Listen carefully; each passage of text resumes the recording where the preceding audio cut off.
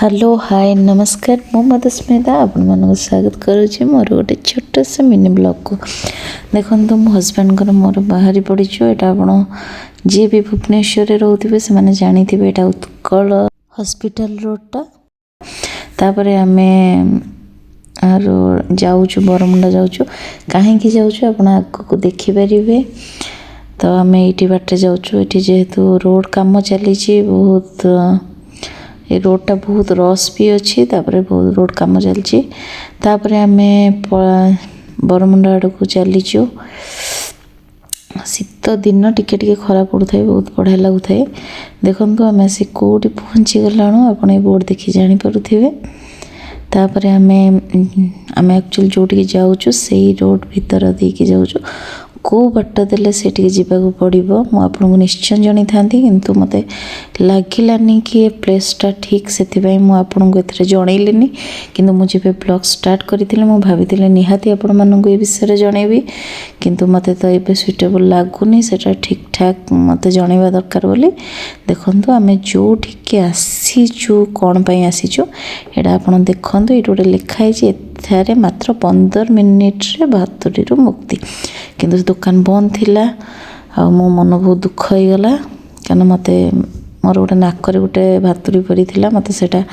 हटेबार थिला किंतु दुकानटा बंद थिला आम कॉल करथिलु से कहथिले आम 15 मिनिट रे आसिक पहुँचबी तापर आम बस स्टैंड पळै आसीथिलु आमर किछि बस अच्छी ताको देखिया पई पळै आसीथिलु मो हस्बैंड ता भीतर काम थिला तापर आम बस स्टैंड को पळै आसछु देखंतु मधुस्मिता जो सब लिखाई सेटा होछि आम बस तो केते खंड बस थिला और केते खंड बस तो आमर जाइथिला रूट रे जाइथिबो कि आम टूरिस्ट रे जाइथिबो तो देखंतु आपण मानको केमती बस टी लागिला मते निहाती जनबे मु आथरे तो मु आ ऊपर गोटे पूरा गोटे ब्लॉग नै कि आसीबी पूरा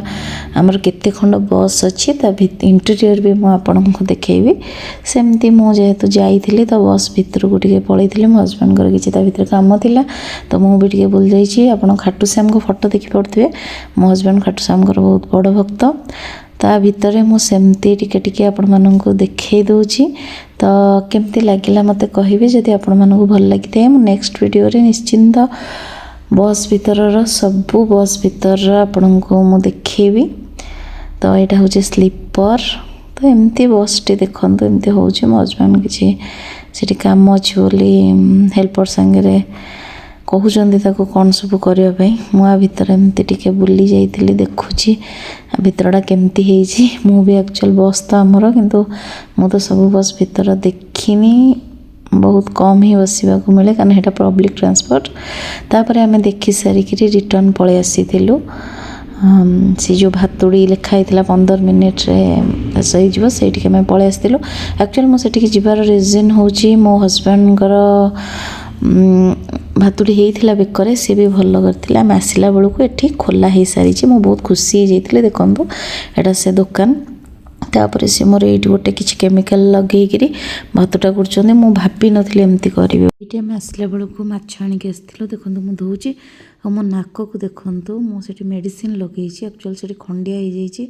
मुझे जानी आ स्पॉट जीव कि नहीं जदि आग को आर भल रिजल्ट है निश्चिंत आपण मानक से दुकान ना कह रोचे जय जगन्नाथ।